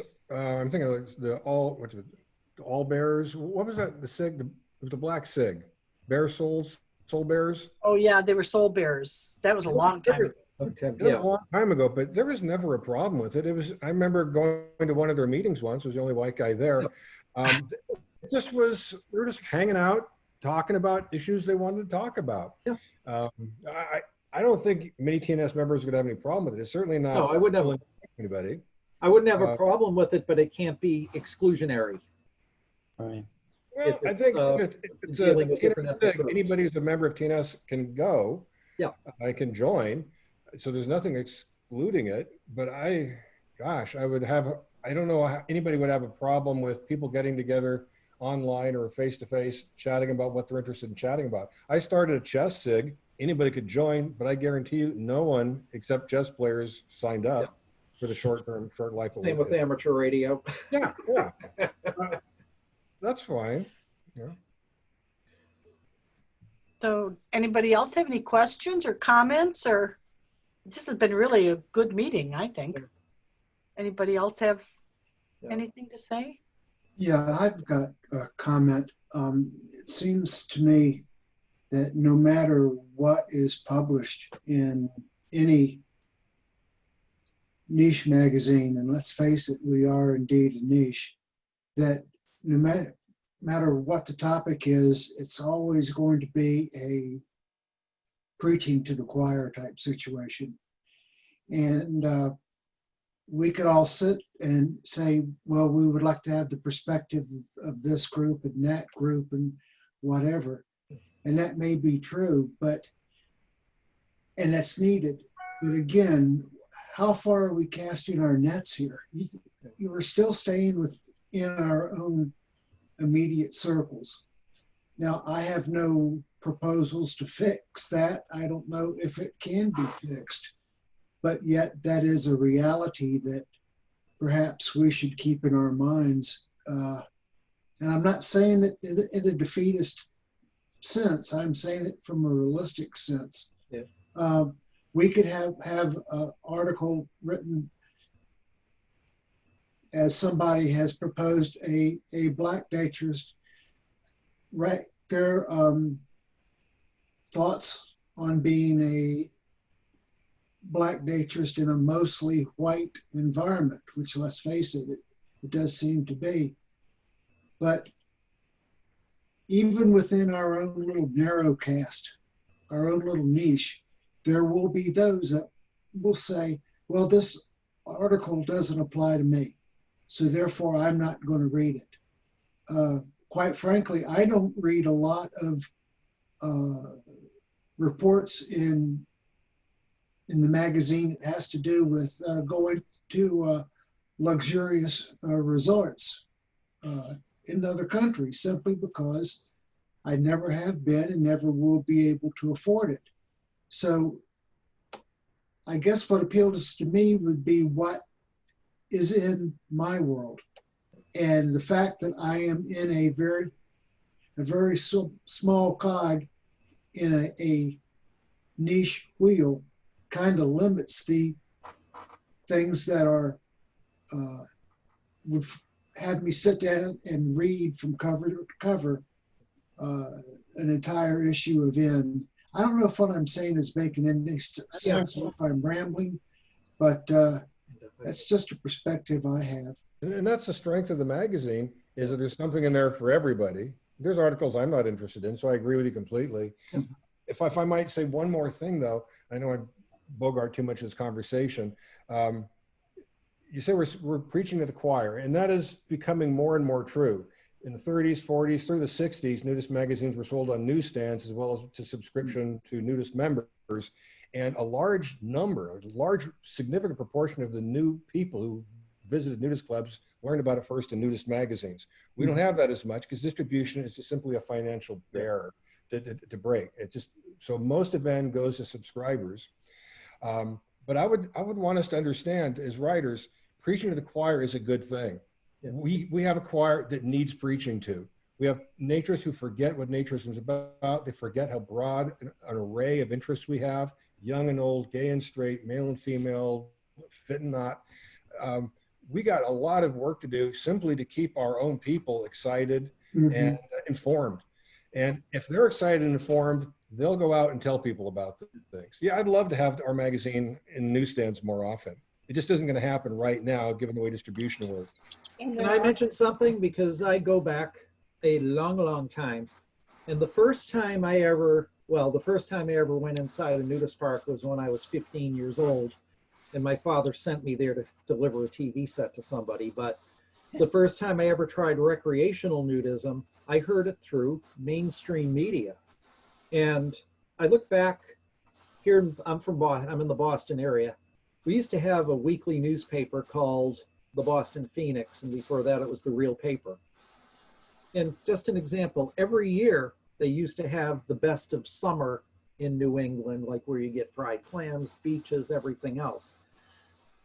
And they used to reach out to the different nudist parks, such as, you know, the ones here in New England with the old Birch Acres, Solaire, Dyer Woods, Cedar Waters, all that. And they bought advertising. They'd buy a small blurb in the Phoenix, Boston Phoenix Guide to Summer. And I don't see any, and I remember also the old Birch Acres. My daughter was in one of their ads when she was a little kid. I don't see us as a community reaching out, like I say, advertising to the mainstream. We're insular and just trying to hang on to what we have. And that's what, and we might be concentrating online, the internet, but that's not everything. And I think that's one thing that we're kind of lacking and missing, that somebody can't pick up their local patch paper and see an ad in the corner. Oh, Happy Valley Nudist Club, Podunk Valley, come on up for the weekend. We don't see anything like that anymore. We did 30 years ago. Well, I have tried to bring up social naturism on other media platforms, and almost to the split second, somebody was jumping in about perversion. You're looking for kids to get involved in. Yeah. And it just brings to mind that back in the 60s and 70s, even the mainstream media seemed to be more open to the possibility of nudism. And I was watching a rerun of Seinfeld the other day, and like this episode was what, maybe 20 years ago, but even then the tide had already started turning to where they were portraying people who embraced naturism or nudism as being weird, not necessarily evil, but just weird. My wife and I were oft criticized. As a matter of fact, she's Joan sitting back here in the room out of view. I don't want to be in. She doesn't want to be in. But we were oft criticized because we raised our daughter in within the nudist, social and recreational nudism. Stop at 12. Yeah, she stopped when she was around 12, the adolescent age, which is where kids don't feel comfortable, body awkwardness, etc. And so we actually withdrew from it for 4 years. And then when she was old enough to leave home alone for an afternoon, then we got back into it again. I think that's one of the factors that people are afraid of. Well, what about the children?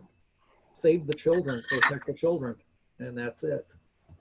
You know, my daughter is no longer participating in naturism, Her husband but wants. she has a healthy attitude. She's raising her children with healthy attitudes now, so that's good. She can do what she likes. So. About 10 years ago, I read a great piece in magazine, and I read it at Avalon, and so I didn't have the issue, and I wish I'd have wrote down the issue number and what year it was, but again, this is like 10 years ago or more probably. And the writer posited that homosexuals, gays and lesbians, have gotten to a level of acceptance simply because they demanded it. And from that excuse me, I have a problem when I talk. Because of that demand, the media, and I'm going back to the media again, got more open to portraying gays and lesbians as actual flesh and blood human beings with no hideous agenda other than simply being themselves. And as I recall, this piece in N kind of indicated that that is something that we naturists should be doing. And I don't know if anybody recalls that article. I do. Anybody? You recall it, Nikki? Yeah, but I can't remember who wrote it. It was a great piece. I would love to read it again. I would like for it to be maybe reprinted as an oldie but goodie article. We're doing throwbacks now, if I could find it, but I just can't think of how long ago that was. Well, again, it was like maybe 10 years ago that I read it, and I don't know how old that issue was at the time, but it was great, and it made a fantastic point. And until my whole feeling here is that until we can get the media with quotes more or less on our side, we're going to struggle for getting acceptance and openness. Just thought media, one thing, come back 20 years ago, and I mentioned this when we were at a Eastern gathering somewhere, Westmont, I think, about getting the message out to the public at large. And there was a fellow, and there was an article in magazine, and Nikki, I'll give you the number of it. It's in the bedroom, buried under my underwear, shorts and everything. The magazine, because I pulled it out. A guy started an online radio station, not podcasts, but an online radio station called Natural Radio Online.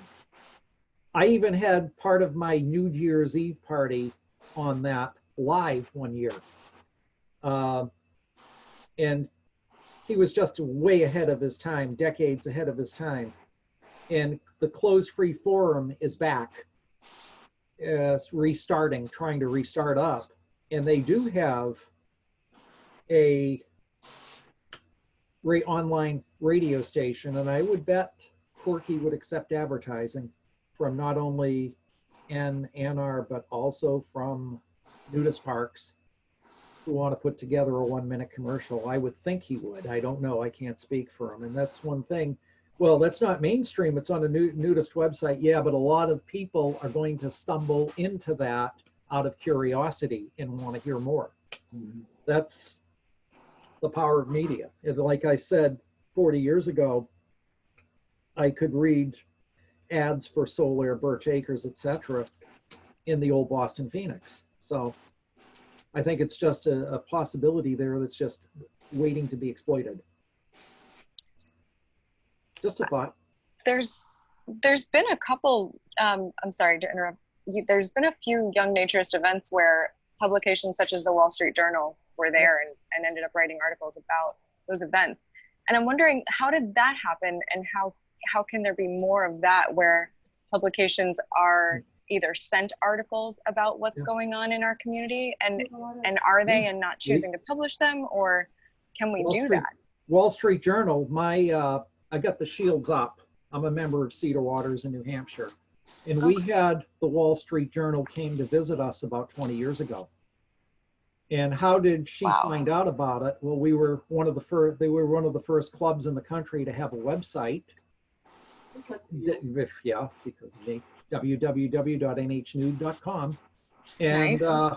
And they have never been ashamed. They have always been part of the community in Rockingham County, with a huge sign on the roadside on Route 125.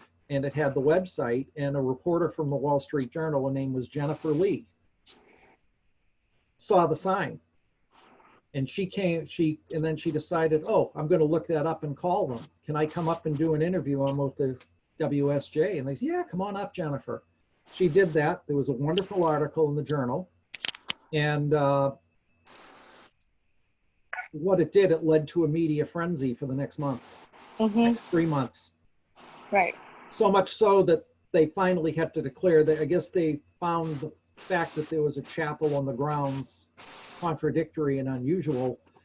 And finally, they had to get to the sign, this week's religious service, the sermon will be this, and it will be media free, guaranteed. Wow. Because it got to be so much of a nuisance. Every Right. weekend, yeah, people hid. Every weekend people, the media came up, this TV station, that Right. news source, whatever. So it is possible, but you have to get one big, interesting article into a mainstream journal. Mhm. We had coverage at the Eastern Gathering one year. We had advertised in the Boston Globe. Yeah. They called us ahead of time and they came and they interviewed people at the Eastern Gathering. Yep. Morley, we had a wonderful person come down there. Think of the guy's name. He wrote like a 2-page spread in the Tampa newspaper, but it's sporadic. Yeah. And it's because they read something somewhere, this new event is going on. Yeah. It's like when World Naked Bike Ride happens, there's this flurry of interest from the media, and then it just dies down. And I think now, World Naked Bike Ride is kind of accepted. It's Yeah. just, it's happening. So it's going on. But Nikki, when it draws in normal times, when that draws attention, like we had many years ago, I went to an ASA NR convention down at Solaire. And the crew came in, I think, on Thursday. The TV crews, the media crews came in on Thursday. And on Saturday, we were there. And there was one young lady who was a television reporter, and she came in and joined in on her own time. With her boyfriend. But the thing is that it also draws attention. People see this on Wednesday or Thursday, and they might say, hey, we got nothing to do on Sunday, Saturday, Sunday. Let's go out there for a lark. And they hit the phones. Right. So that's the big thing. We're not in the mainstream media anymore. We don't get those, what I call live shots in the mainstream media very often. Yeah. And that's one of the things we have to do. And I mentioned also advertising. I tried to get a mainstream advertiser to call you guys, and I don't know if they ever did or not. So yeah, the folks who manufacture my hot tub, Blue Falls Manufacturing, and I gave the guy a copy of N Magazine, the vice president of sales. You laugh. Yeah, he snickered at it, and he said, "Do nudists like hot tubs?" Yeah. I said, "Is the Pope Catholic?" Kathy, you got your hand up there. Go ahead. I talk too much. Okay, one of the challenges of getting stuff out in mainstream media and everything is, I don't know about other cities, and I know Seattle's a pretty progressive town. We lost most of our newsstands. Yes. They don't exist. We only have one now that I know of down at Pike Street Market. Now, they used to be spread all over the city. Since it's only down at Pike Street, as Pike Street generally is difficult for residents to get to, there are a lot of tourists there. Essentially, like Mark and I have lost access to it. So that's one giant challenge. Another one is there isn't as much free press anymore. Independent newspapers that get out there and seek out stories like that. There's very few independent newspapers left. We fortunately have the Seattle Times, which is independent, but I know many, many cities have lost theirs. And that's a huge challenge just within general media. And then there are challenges from the Nature Society getting out into those places, and Nikki and Mark can address that. Advertising, if we were to advertise in print, it's very expensive. We're talking thousands of dollars to put something in. And at this point, back in the day when we had the World Guide that we could advertise, it's hard to decide what to advertise. Membership. Well, who's going to take out a membership when they don't know anything about naturism? We hand out the magazine whenever possible. I'm open to suggestions, that's for sure, because we do want to branch out. A lot of the mainstream media has gone almost purely online, like Kathleen mentioned. Right. Like in Seattle, the Post-Intelligencer, I think, is online exclusively now.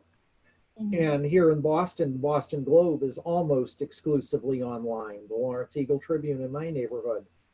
probably has a lot of large online. And I guess it's difficult, like I said, for people to pay attention to advertising on those pages. The idea is to be able to get a public relations interview, something like that. ANR has done that for years, has tried to, although with lack of success, because, you know, I mean, the world's largest skinny dip can only go so far, you know, it becomes shock horror. And, but, you know, they use the atmosphere, the attitude, shoot the puck into the corner and let the mainstream media do our thing. But they still think there are opportunities out there where you can pique the interest of the mainstream media to come and see, come and talk, come and see. That's the key. And even there are neighborhood patch newspapers, that type of thing, that I wish Tom were here from NNH, but that's the type of thing that is not expensive advertising. And Well, we've kind of gotten off topic here, and we have a couple of people that have mentioned it. So how's about, it's been 2 hours. I think this is long enough.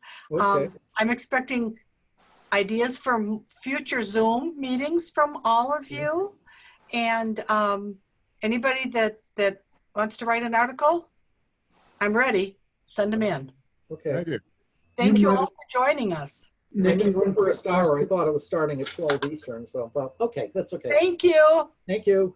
Hey, Nikki, one quick question. I was late joining the meeting, and you might have covered this, but what is the typical word length that you're looking for? We're looking for about 2,000 words, 1,500 to 2,000 words. Okay, thank you. Okay. Thank Okay. you. Yeah, All good. right. And just email me with topics and ideas, and I'm ready. Thank you. Thank you. Thank you. Bye, everybody. Bye. Thank you. Nikki. We-